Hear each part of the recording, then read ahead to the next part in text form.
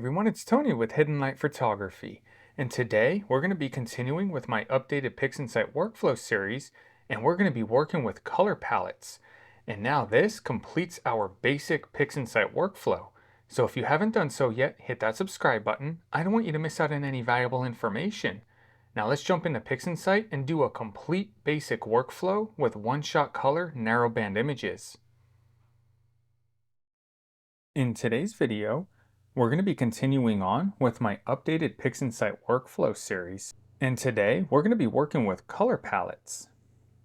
And this now completes all of the steps for my basic PixInsight workflow for one-shot color narrowband image processing.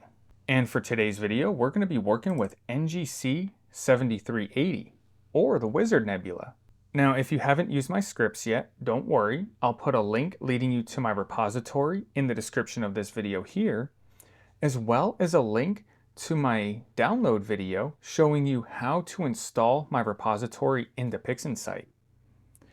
Now, my repository is one easy download to get all of my scripts. And if you haven't used Seti Astro Scripts yet, I'll have a link to his scripts in the description of this video as well. Now, NGC 7380 here was captured using my Celestron Omni XLT 150 OTA, my Celestron AVX mount, my ASI 533 MC one-shot color camera, and my Optolong L Ultimate filter. Now, as always, we want to start with the correction phases of our image. That'll set the stages to stretch our image, and then finally, beautification.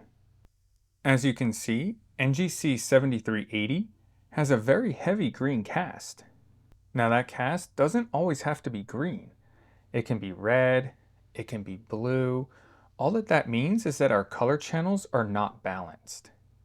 So we want to start by balancing our color channels, as this gives us a good idea of the potential of our data. Another thing that we want to correct is our stars. We want to run an initial correction of the stars that'll actually remove any potential issues with the stars that can inhibit the effectiveness of background extraction, especially if you're using AI models for background extraction. Now to do this, we're going to go to Script, HLP, Astro Image Primer. Now Astro Image Primer is going to go ahead and perform linear fit for us, and it'll also do the initial correction of the stars. Now first we're going to go ahead and select our image. We're going to come down to options, and you'll see several options here. Use individual channels if you're starting off with individual channels: red, green, blue, HA, S2, O3. You'll be able to do the star correction, which calls on BlurXterminator's correct only. We can choose to keep the channels separated once the script is done running, so we can continue processing the channels individually. And we can also do star alignment, which comes in handy when we're working with monochrome images. For the sake of the video here, we're just going to click star correction. And then we need to choose a reference channel for linear fit. Now, NGC 7380 doesn't have any overly bright areas, but it does have some dim areas that I want to try to bring out. So I'm going to choose highest mean for the reference channel for linear fit. I'm going to go ahead and click execute, and the script is going to separate out the color channels, measure the mean brightness. In this case, choose the highest mean for the reference, perform linear fit, and then call on BlurXterminator to run the correct only phase to do the initial star correction. We'll go ahead and close out of Astro Image Primer, and then we'll do a quick auto stretch on our new image. Now, as you can see, we no longer have the heavy green cast. Our color channels have now had the initial color balance done, and if we go ahead and we click back, we can see that the initial star correction has been done as well. We'll go ahead and minimize our original image, and we'll keep the image up that we're going to be working with. Now, as you can see, the wizard is upside down, so we're going to go ahead and turn that wizard right side up. To do that, we're going to go to Image, Geometry, and we're going to rotate 180 degrees. This box here is just stating that we're going to lose the astrometric solution, and that's okay. I'm going to show you how to put that back in a little bit later. We're going to click Yes, and now the wizard is right side up. Next, we need to check for any stacking artifacts. And stacking artifacts happen through multiple nights of imaging as well as other factors. If you are imaging over the course of multiple nights, you're not always going to be pointed perfectly in the same spot. Also, the rotation is going to be a little bit off every time. And when we stack all of our images together, we start seeing the differences in rotation as well as alignment in the sky. And those are called stacking artifacts. If we zoom all the way in, we're going to end up seeing little fringing areas on the edges. Sometimes you'll see vertical lines. There aren't too many in this image here, but you'll see vertical lines, and that's what I mean by the stacking artifacts. The different pointing errors in the sky from night to night, rotational differences. You want to scan all of the edges in your image. You can see some heavy fringing up here at the top by my cursor, and we will find sometimes, if we zoom in a little bit more, we have these dark areas. I'll zoom in a little bit more so you can see it better. These are the types of things that you want to get out of your image. So you want to make sure to scan the edges of your image, and you want to crop the image in a manner that removes all of that. So we'll go ahead and zoom out again, and let me resize this window. We're going to go to Process, All Processes, and we're going to come down to Dynamic Crop.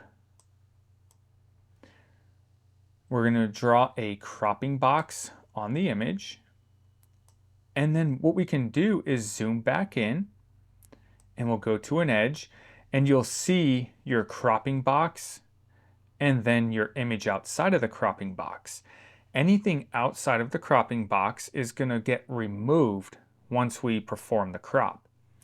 Now, if we move our cursor over the edge of the cropping box, you'll see it change.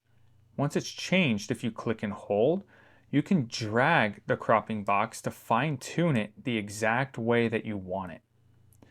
And then we're going to just go ahead and scan our image and ensure that all of our stacking artifacts and anything that you want removed from the image is truly removed by cropping.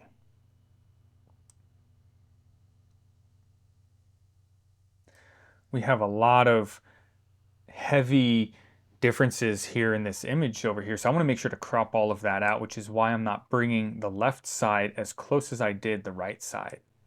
We can see the corner down here is pretty bad, but I'm confident enough to be able to bring the bottom side down a little bit. I don't think that'll give us much issue, but once we have our cropping box set the way that we want it, all we need to do is click the green check mark, and our image is now cropped. Now, for those of you who are using an auto-cropped image straight out of WBPP, I do recommend still check your edges. Just make sure that everything is removed that should be removed. Having heavy stacking artifacts can inhibit the effectiveness of background extraction, especially when using AI models. So now that dynamic crop is done, we're going to close out of dynamic crop, and now it's time to perform background extraction. To do that, we're going to go to Script, Seti Astro, Automatic DBE. Now, Automatic DBE does a very good job on default settings, but I do highly recommend check out Seti Astro's tutorial on this. It's a very powerful script, and he gives you a lot of insights on what all of these options do and how to use them for your image. I'm just going to click execute with the default settings, and the script is going to go ahead and run background extraction. It's going to give us our background model, which we can make sure that there's no structure that is being taken out, And if there is, you do need to adjust, and that's exactly where Seti Astro's video comes in. We're going to go ahead and exit out of the background model, and we'll do a quick auto stretch on our new image. And as you can see here, the background was extracted very nicely. So I'm going to go ahead and exit out of the image that we're not going to be using, and I'm going to keep the background extracted image. Now from here, I'm going to go ahead and run the full BlurXterminator, and then I'm also going to remove the stars from the image so I can process both of them independently. To do that, we're going to go to Script, HLP, Star Console. Now, first we're going to choose our image, Astro Image Primer _ highest _ ADBE. And then I'm going to check full star correction. This is going to go ahead and call on BlurXterminator and run the full BlurXterminator for us. I'm going to leave all of the sharpening for BlurXterminator at default settings. And then I'm going to go ahead and check star removal. Now under star removal, we have a few different options that we can choose. If you don't have Star Exterminator, we do have the option for StarNet, both linear as well as non-linear. Now, since we are running a linear image, if you are using StarNet at this point, you are going to want to choose StarNet linear. And then if you're using Star Exterminator, you can choose either unscreened stars or stars only image. Now, since I'm going to be removing the stars in the linear phase and then putting them back in the non-linear phase, I'm going to go ahead and use the unscreened stars option. I'm going to go ahead and click on Measure Full Width Half Max. The script is going to go ahead and extract the luminance, measure the full width half max, plug the full width half max into the PSF diameter for BlurXterminator, run the full BlurXterminator, and then call on Star Exterminator to remove the stars. I'm going to go ahead and exit out of Star Console. I'm going to go ahead and work with our starless image first, and then we'll go ahead and work with the stars image after. I'm going to minimize our stars image, place it off to the side, and then the first thing that I'm going to do is zoom in and check on our noise. We want to denoise the image a bit, so we're going to go to Process, All Processes, and we're going to come down to Noise Exterminator. Now, Noise Exterminator is something that you don't want to overdo. A little bit of noise is a good thing. Now, I know that this data set does well with a 0.7 for denoise, so I'm going to triangle, drag and drop. And then Noise Exterminator is going to go ahead and reduce the noise in the image. And what you'll see here, we still have a little bit of noise left. So it doesn't have a plastic look, it has a natural look, but it isn't completely noisy either. So if you do run Noise Exterminator and you realize it overdid it, all you have to do is click the back button at the top left of PixInsight, adjust your denoise setting, and then rerun until you have your image where you want it. So now I'm going to go ahead and exit out of Noise Exterminator. And now we're going to go ahead and add a color palette. So what we're going to do is go into Process, All Processes, and we're going to come down to Narrowband Normalization. Now this is an amazing process by Bill Blanchard. I'm going to have a link to his video, which also contains the repository link for Narrowband Normalization. I highly recommend checking out his video. He did an amazing job with this. What we're going to do here under Palette, we can click the drop down and we have the different palettes that we can choose from. I'm going to run an HOO palette for now. I'm going to open a preview, and this is going to show me exactly what this process is going to do. So we can adjust our O3 boost, and we can put that where we want it.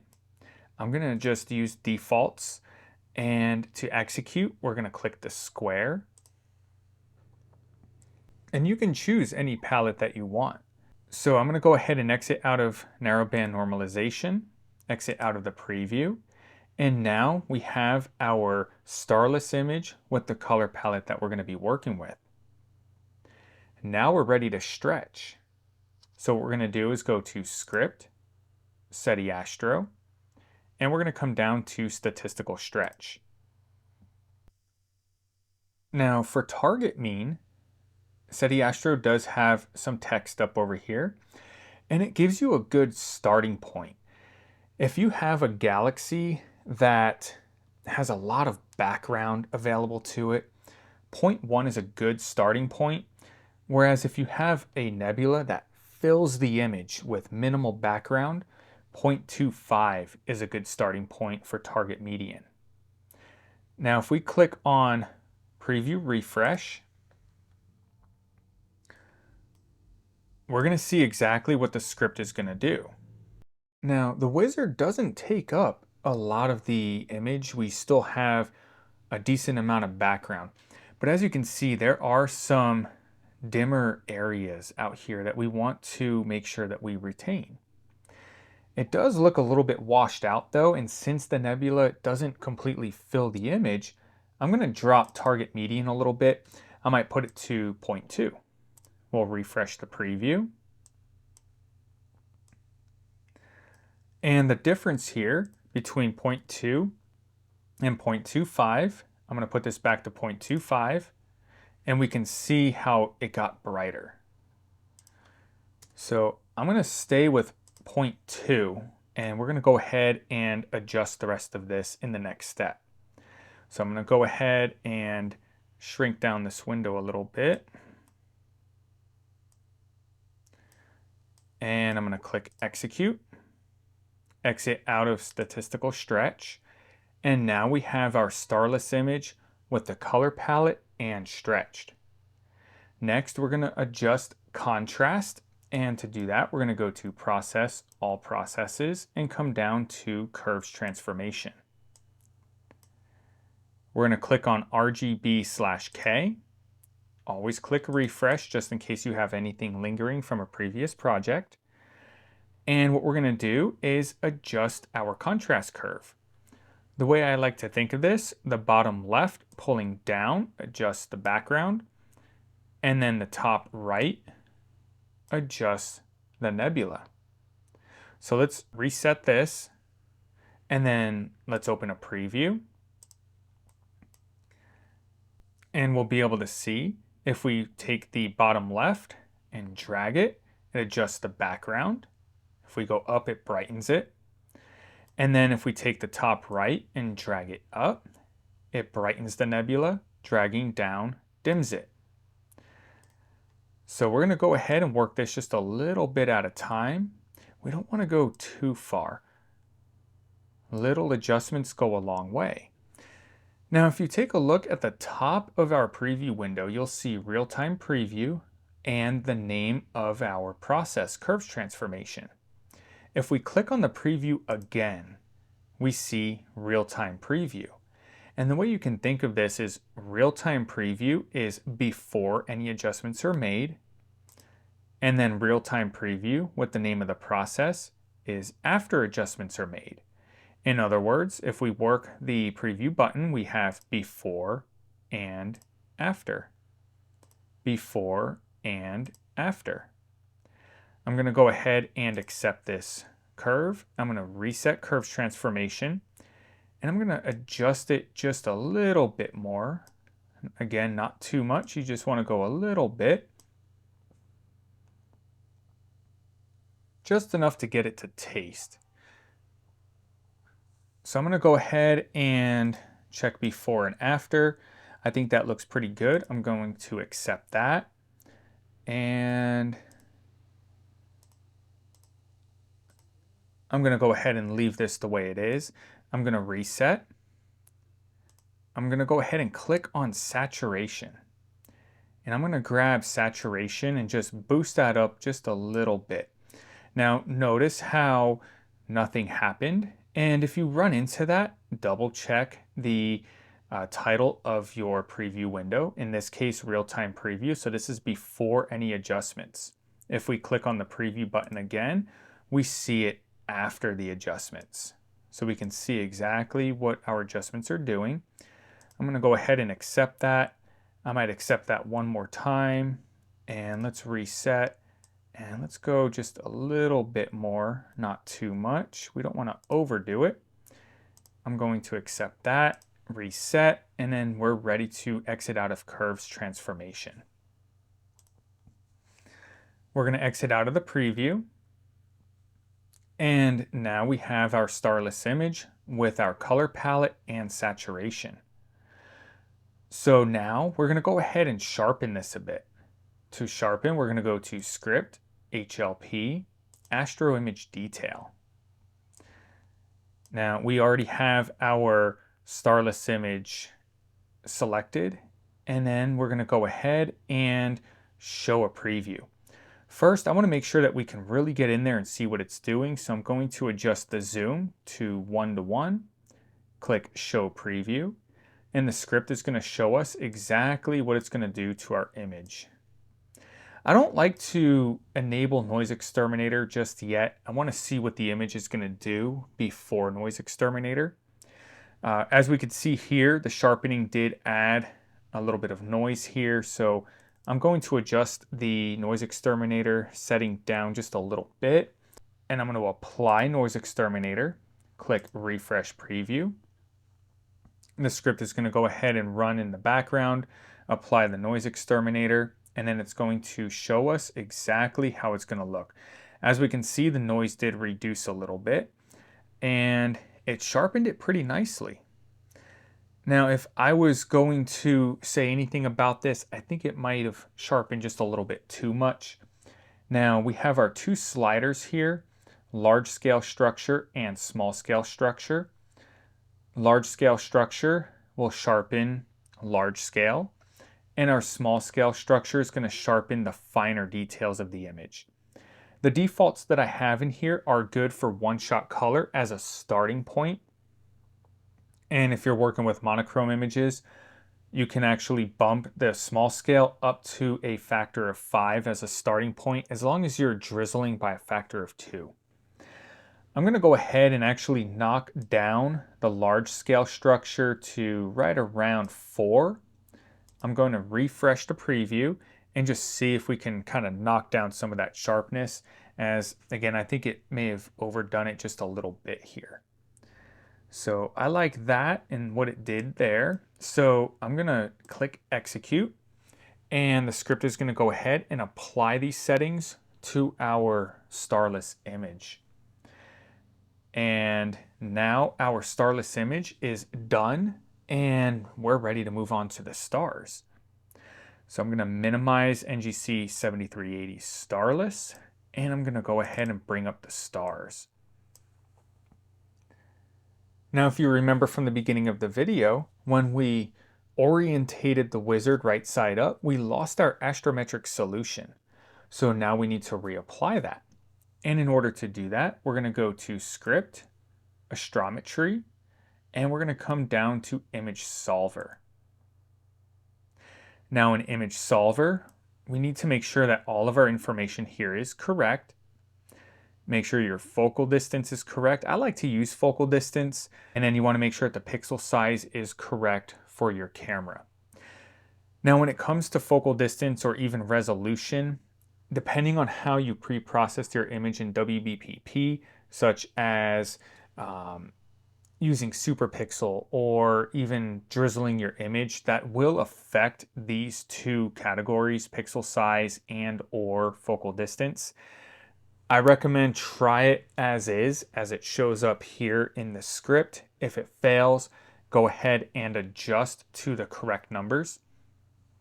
In other words, my Celestron Omni XLT 150 OTA is a 750 millimeter focal distance, but here it says 375, and that's because I pre-processed this image with superpixel. I don't recommend superpixel though. We'll get into that in another video.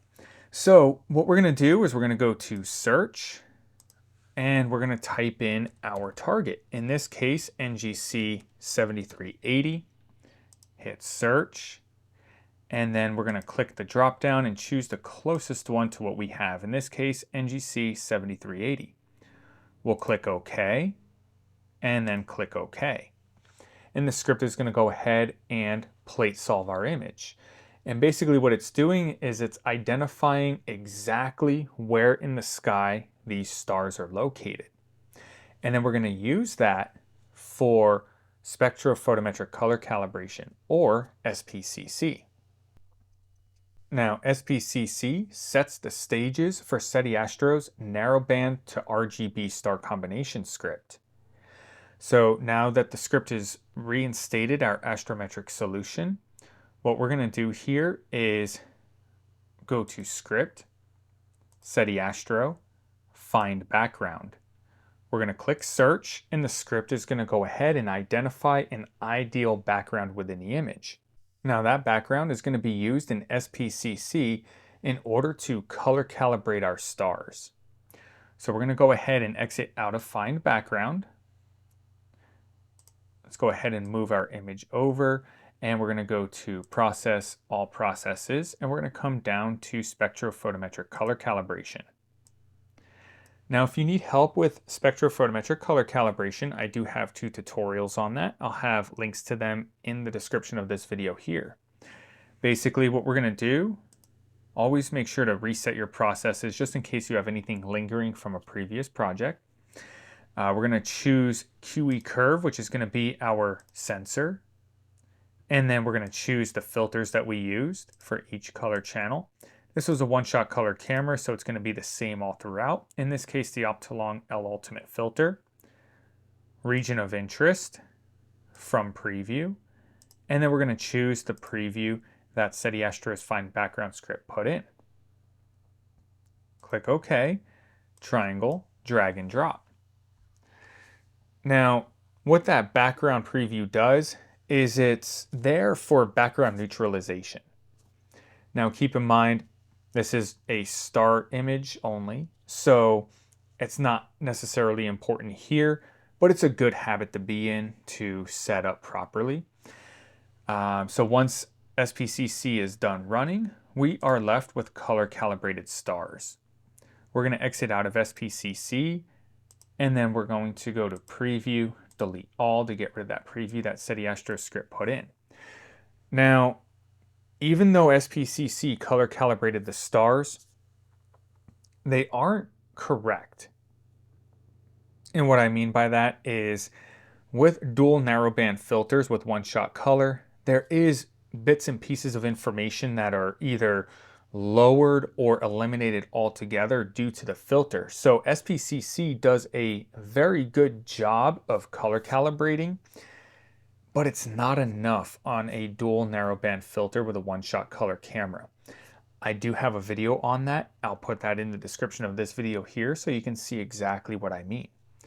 All that this does is set the stage for Seti Astro's NB to RGB star combination script.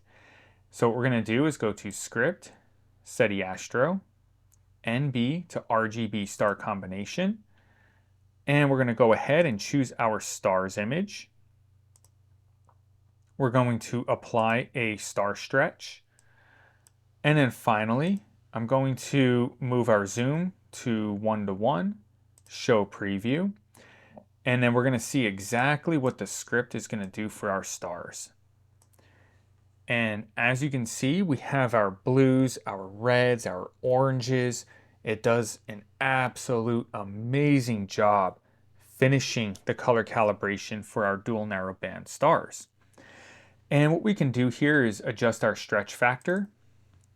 For these stars on this data, I like it at 5.5. We're going to click refresh preview, and you'll see that the stars get just a little bit more prominent. Now, as you are choosing how much you want to stretch your stars, and again, this comes down to taste, your vision, your creation. The bigger the stretch factor, the more prominent the stars.